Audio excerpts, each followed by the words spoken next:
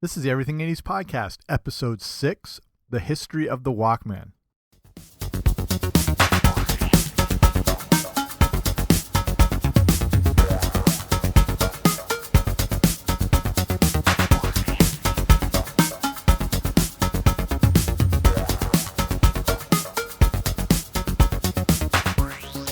Hey guys, what's happening? Welcome back to the Everything 80s Podcast, brought to you by everything80spodcast.com.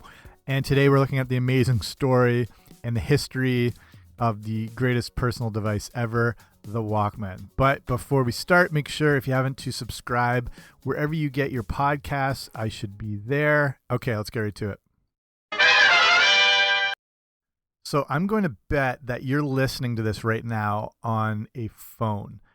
You might be listening like on your laptop or a tablet, but if you listen to podcasts and you're a podcast fan, you're probably listening on your phone. And it's weird to think of, another listening device compared to how easy this is to use now and whatever. But we're looking at, probably the original big time portable music device. And the Walkman allowed people to take their entertainment with them on the go. It was the first thing to do this. There was over 385 million of them to be sold, and it would become a staple and identifiable part of the 80s. It really laid the groundwork for future electronics like your phone and iPods and stuff that basically allowed you to listen to your music on the go. So if you're like me, you grew up on cassettes, and I don't know, one of the best presents I ever got was a dual cassette recorder. I don't know if you remember these. The main point was now that you could copy cassettes, and Lord willing, you had one with high-speed dubbing so it could quicken the process. You could always record off of the radio, but with the dual cassette deck, you could now copy over tapes. And, this might have been the first form of music piracy that set the stage for Napster, but whatever. At the time they said it wasn't, I think they actually said this wasn't considered piracy or whatever. But in the meantime, that led us to another great invention from the 80s, the mixtape. But either way, if you remember and use cassettes, you knew at some point you wanted to take your music on the go. Ghetto blasters were out. They were amazing, but they were not the transportable music you hoped for. Plus, if you remember, the big ones had to be hooked up to car batteries if you saw massive ghetto blasters. But Sony would help to solve this problem in 1979 and allowing the 80s to be transformed into the era of the Walkman. So, like I said, this wasn't the first portable listening device, but there were some big differences that separated the Walkman. And it wouldn't be the last, as it would lead to different variations and iterations and then inventions.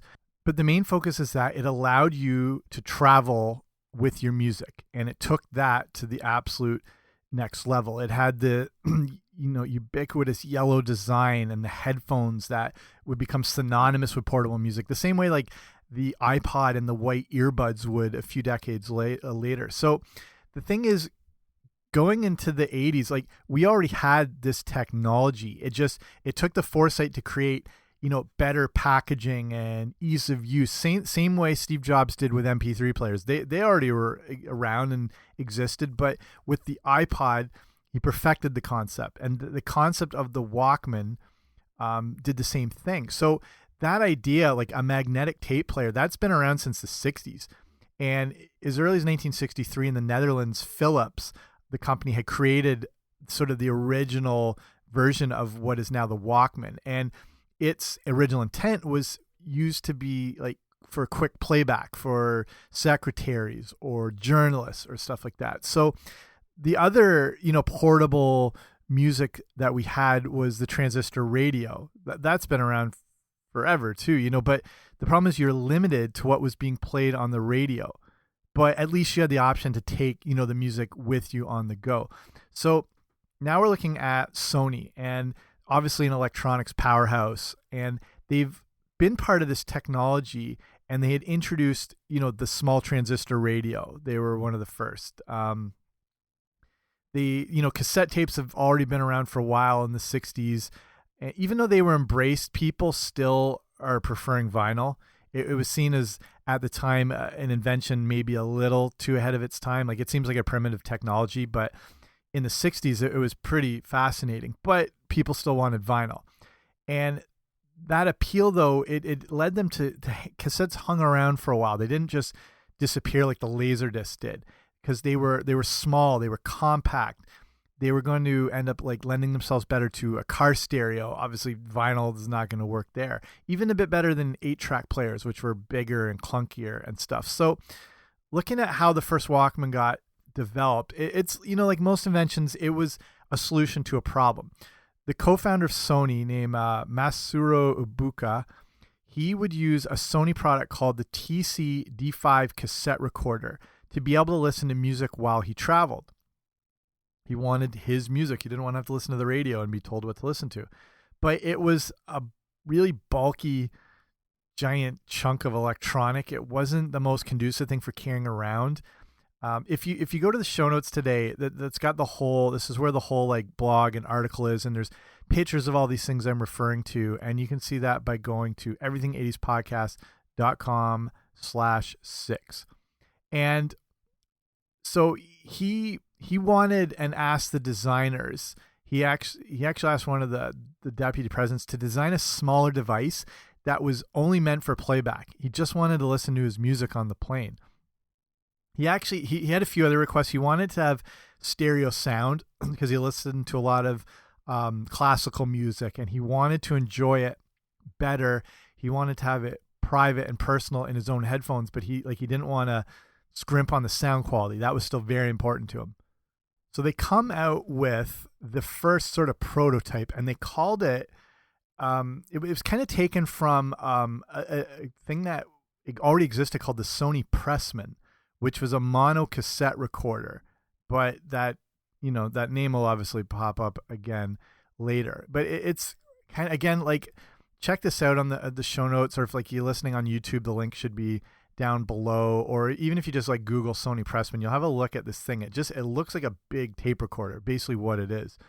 The Walkman then was developed out of this concept of the main goal to be playback. It didn't need to record. It didn't need anything. It was just to play music. So it was finally put together. It was made of a silver and blue metal case, and it was called the TPS L2. And it would be considered the world's first portable stereo. And not just that, like a lower cost portable stereo.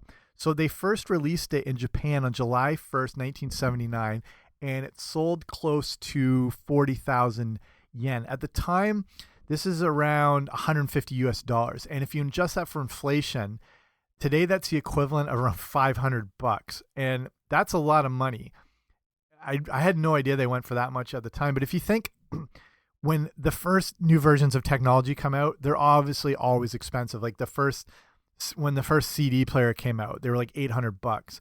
Even like when the iPod first came out, it went for around $399. If you adjust that for right now, this year, that's the equivalent of around $518. So, you know, it kind of falls right in line with all that. So now you're giving this thing a name. So that Sony Pressman name kind of hung around for a bit, and it just didn't go away. Sony played around with a few different ideas on what to call this little portable stereo. In Japan, where it was called the TPS L2, it was thought that for launch in America, which would happen in June 1980, it needed a more descriptive name. And the first idea was to call it the Soundabout. And that was actually how it was first introduced. And then they came up with another possible name, and they transitioned it into being called the Stowaway, which is kind of weird. And they actually would use that in the UK primarily, but it obviously presented a bit of a problem. It's hard to market and advertise something that has various names in different countries. Like when the iPod came out, you couldn't call it various versions of that name. Like you needed some continuity throughout the world, and Sony was aware of that too. So they actually had a tough time finding a universal name that wasn't trademarked all over the place. They just had to keep looking, and coming up with uncopyrighted names took them a lot of time, a lot of money, and delayed the launch of the Walkman. So nothing's coming together. They can't license anything. They went back to that original Pressman device. They swapped out the press for walk as a verb, a descriptive way to show what the main use would be for this new device. So they go with Walkman. Honestly, I think the name Soundabout isn't the worst thing in the world. And it's very easily that it could have been called that. But obviously Walkman stuck and it's the perfect name. So now they're marketing the Walkman. And this is, it seems weird that there's a time when the embracement of Japanese culture wasn't as commonplace as it is today. There's, obvious connections over the years. We've embraced so much stuff, like from a pop culture standpoint, like Hello Kitty or Pokemon, or, the massive popularity of the growth of sushi in Japanese restaurants for the 80s and stuff. But this is still a relatively new thing in North America to embrace Japanese culture and technology. And the Walkman was seen as one of the first ways to bring some Japaneseness, if that's a word, into not only North America, but global culture. And, we know the best electronics have come from Japan, but this isn't common knowledge in the early 80s. So Sony wants to promote the idea of high technology, but also that concept of miniaturization, shrinking things down from big giant components into more compact and usable things. Like this didn't look at the original VCRs, and everything was just giant. And in Japan, they were making these things more transportable and usable and compact and stuff like that. So the idea with the Walkman is like, now you're taking your giant home stereo and you're shrinking it down into something that could fit into your hand. And they really wanted to promote and push this idea through North America and the rest of the world too. So they were also aware at the time when they came up with the name Walkman of the isolation in the name, and that the product was connected with a man. And the early advertisements would actually show to make sure that they would say walk men and walk women, so that it didn't look like it was a specifically marketed product just for men. Another big focus on the advertising was based around personalization and the personalization of this new device that no one's really seen before. And like I just been discussing, there was transistor radios and everyone always used them, but the only way to listen to the music was whatever was limited to the radio stations you could tune into, if you could even tune into them. Sometimes you're completely stuck depending on the frequency or the strength of the signal or whatever, and you just had to listen to their playlist. Like if you like jazz and you could only listen to rock stations, you're kind of screwed, and the transistor radio, it doesn't really work for you. So Sony really focused on this idea that this was a new revolution, as you could now take your own custom music anywhere you went. Whether it's the mixtape you had or you kept multiple cassettes on you, you had a ton of options for your very own music. The other big thing is you could listen privately, and that's obviously a huge selling point to, young punk teens like I wasn't a teen in the early 80s, but for young kids and, their crazy rock music or their brand new hip hop music that parents hated, you could listen to whatever you wanted without fear of either being mocked for wanting to, rock out to Bananarama, or listening to music that your parents probably weren't super crazy about, which, compared to today is extremely, extremely tame stuff. So at the time, this is a kind of revolution in advertising. They're promoting this high technology, this amazing innovation, which seemed incredible to everyone, but at the same time making it seem like it was made for you, that it was geared towards an individual. So not only is this product awesome because you can listen to all the Depeche Mode you want, if you're into Depeche Mode, you probably were in the 80s, it goes back that it's not about the device, it's about the content. And again, technology is amazing. It's incredible, but it's, you don't necessarily love the technology. I don't necessarily love my iPhone, but I love all the music I have on it. I love the podcasts I listen to. I like the apps that I can connect with my friends. I like all the pictures on it. I don't love my TV. I love the shows I can watch on it. You know what I mean? So it was pushing this idea about individualization and the things you like. The device is just the vehicle to deliver the content you love. And that's what Sony really hits upon with the Walkman. It's mass marketing and personal differentiation all at the same time. So really, it kind of, that whole concept comes together sort of organically, but it's really brilliant when you think about it. So again, you can look up the old Sony commercials if you want to see the show notes. I've linked a couple of those very early ones from 1981. So everything80spodcast.com/6, or if you're listening on YouTube, the link's just down below, or if you're on YouTube, just search up Walkman commercials. They're pretty hilarious. But also, again, remember when you're watching this from 1981 or whatever, very innovative at the time. So the Walkman is out. What's the initial response? So not forgetting that the Walkman first debuted in Japan, it was solid there. It was a hit right out of the gate. Sony originally predicted, well, their goal was that they would sell around 5,000 units a month, and they'd be thrilled with that. The first 2 months, they sold 50,000 of them. So it just, with a lot of the sales being based in Japan, but whatever, the concept had hit. The thing is, in the States, the Walkman actually had a very disappointing first few months of sales, but then those advertising campaigns kicked in that I was mentioning about and everything, and then everyone was like, "Oh, I get what this is. This is my music. This is for me. This is, music is the music you like is an extension of lifestyle. So when you really promote, that idea of customization and individualization, that's why the Walkman works. Same thing, obviously, with the iPod and everything like that. But the advertising kicks off. Everything's off, to the races. Everything's going full steam, and then this had a massive impact on the sale of cassette tapes, obviously now because everyone needs more. So by 1983, remember, records are still going strong. In 83, cassettes started to outsell vinyl for the first time ever. And then, this obviously leads into a huge influx of competition from other companies trying to get in on the Walkman craze, like companies like Toshiba and Panasonic. They started to put out their own versions. I don't know if you had, I had a crappy knockoff version.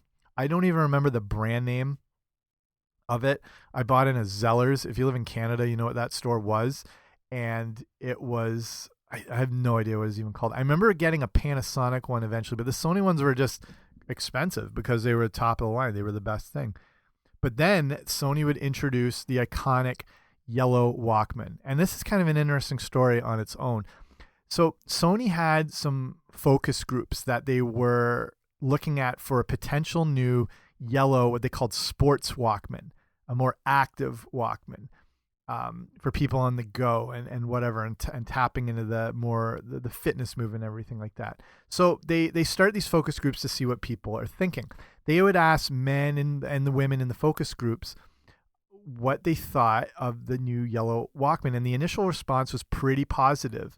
As it just seems sporty. It seemed better than the boring black ones. The silver and blue ones were cool, but there's just something about the yellow that just, I don't know, just shouts out more activity. I don't know. It just seems more movement based. It seems more that it embraces function. I don't know. Something about yellow works.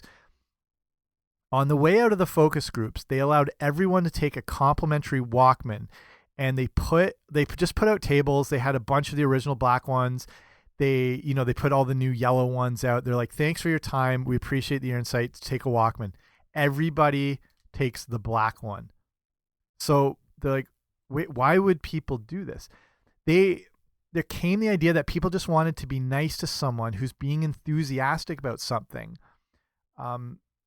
So like the moderator for the focus groups, he's super excited. He's like, "This new yellow Walkman, and it's fun and it's active and whatever." And so, people were getting on board with the yellow Walkman in the focus group because there's just this sort of instinct to go along with someone. Also, it becomes more difficult to speak up against a group. So that's the trouble with these sort of these focus things at the time, that people are, trying to make the guy feel good. And then everyone's like, "Oh, I better make him feel good too. I don't want to be that one person to stand out." So interesting. So Sony wanted to stay with the original color, but in theory, they could have put out like a bright purple one, a bright pink one, and might have gotten the same feedback due to those issues that come with market research. So, just interesting what could have been. What helped propel the yellow sports Walkman, though, again, great advertising campaign and its ability to stand out as a must-have accessory. I think not that advertising's not as effective now, but I think it was more effective in the 80s when I talk about this a lot, where there's limited access to entertainment. There's no internet, there's no streaming services. Everything you see and influenced by is basically because of like 3 networks that only existed at the time. So companies are going to get their commercials in front of you at the time. Now it's so much harder. There's so much more work done into data tracking, and you look at all the crap that goes on with Facebook and trying to hack people's information and stuff. And if you're more like on a conspiracy side, you see this as like, Big Brother and a breach of data. All this stuff is honestly more so they can gear advertising towards people better. And like I run, not to go on too much of a tangent here, but I run some other health coaching websites and blogs and other podcasts. And if I have a Facebook page, if you set up a business page, you can do Facebook targeted ads.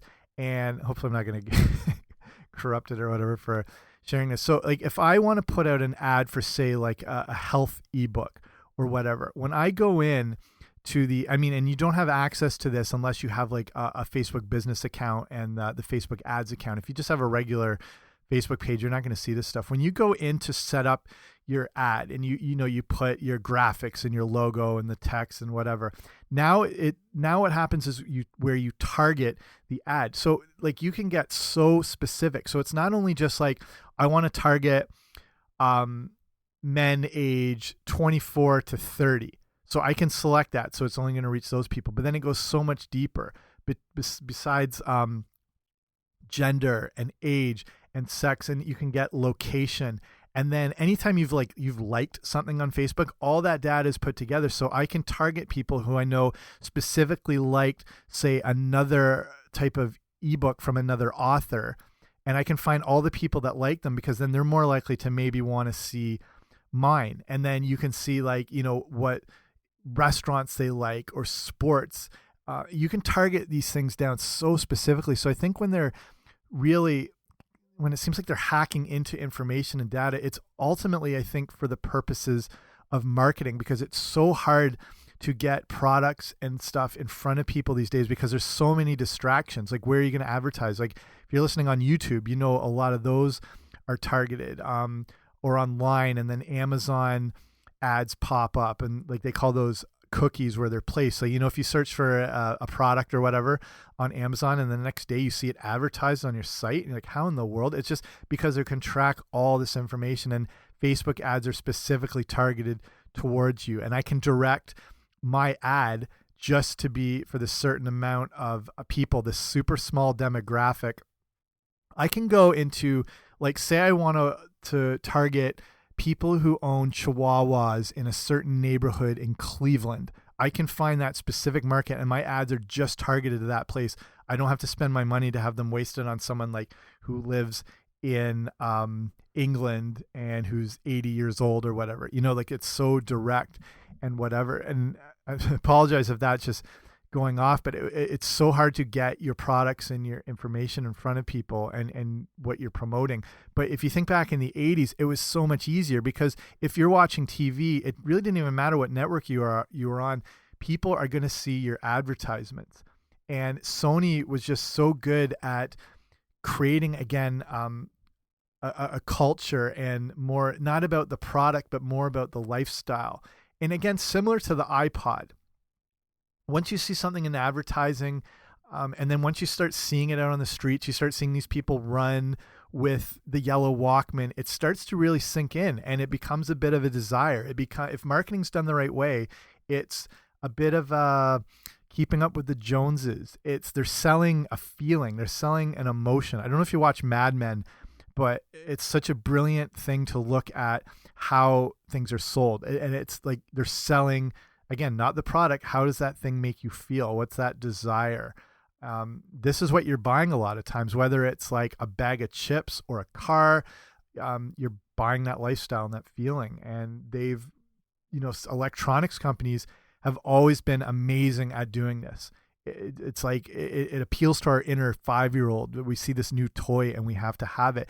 Electronics companies like have again, a little more difficult now, but they're still doing it, where they would try to create more buzz by making these products more out in the public eye. And again, like if you see these things in action, you're more able to want one. So when they launched like the first e-readers and the first Kindles, even again the iPods, the companies would plant people in subways in major cities like in New York and London and wherever, and have these people just using an e-reader. They're not even maybe technically reading it. They're not that they're actors, but they're just like paid marketers planted to show it in action. And then if you're sitting on the subway and you're reading your normal book and you look up at this person with this super thin thing, you're like, oh, what is that?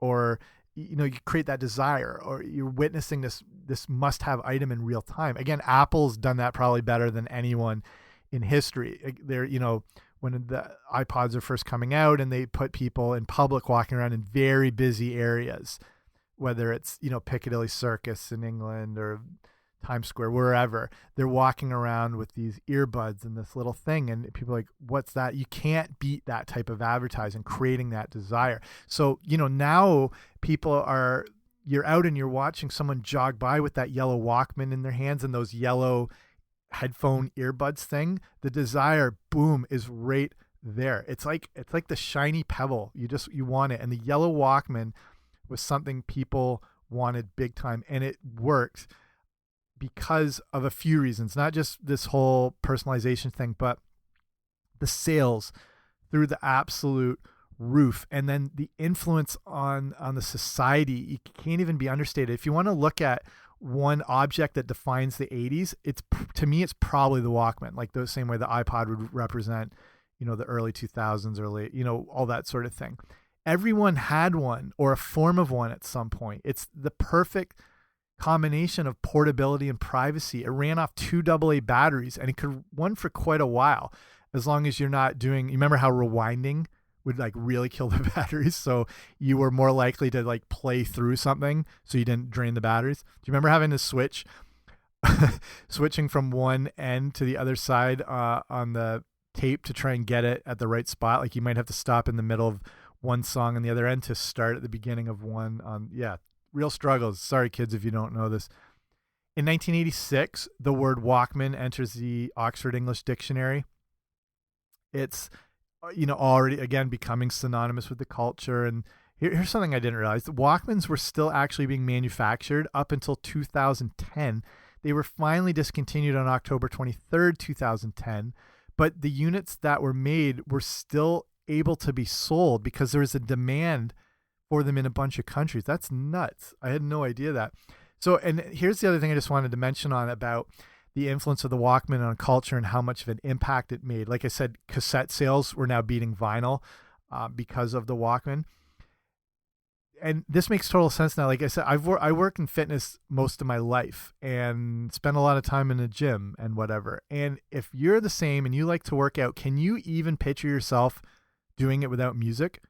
You know, like now you have your phone. If you might even be listening to this in the gym. Like when I work out, I'm usually listening to podcasts myself or doing cardio. So we have our phones, we have our Bluetooth headphones, and you really don't think twice. But the fact the Walkman helped usher in more people to fitness than anything ever before. Like Richard Simmons, Jillian Michaels, like nothing had an impact. And music has now become synonymous with working out, where I don't know if you're the same, but if I've forgotten my headphones, I've just left the gym because I just didn't think I could work out without music. I'm a little better with it now, but when the Walkman first hit, so did that boom in fitness in the 80s. And again, if you grew up in that time, you know that's when like aerobics got bigger and classes and all that thing and things, and gyms opened up everywhere.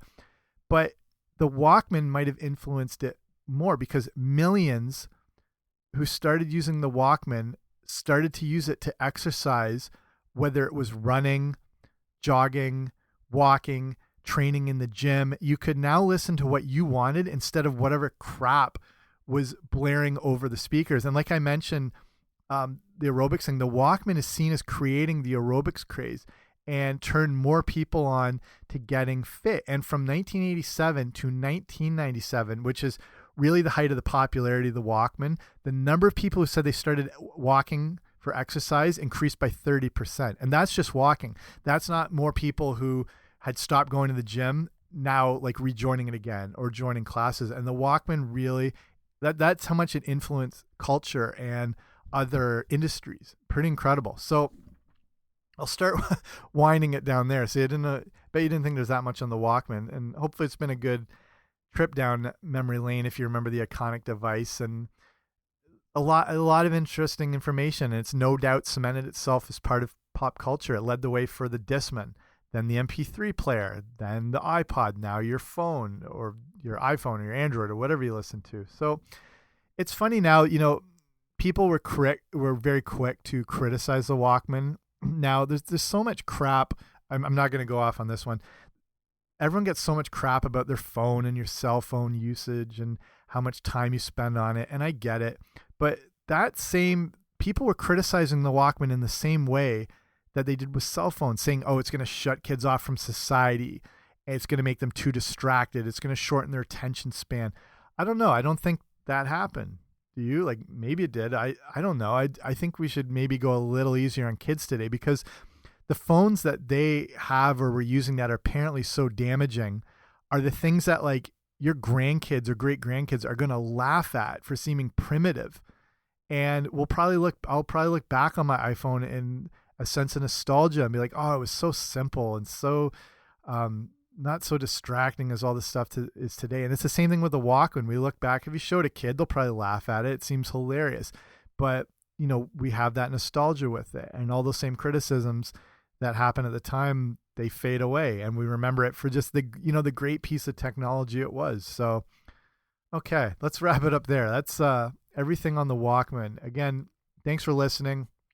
If you really like the show, make sure you subscribe wherever you find your podcasts.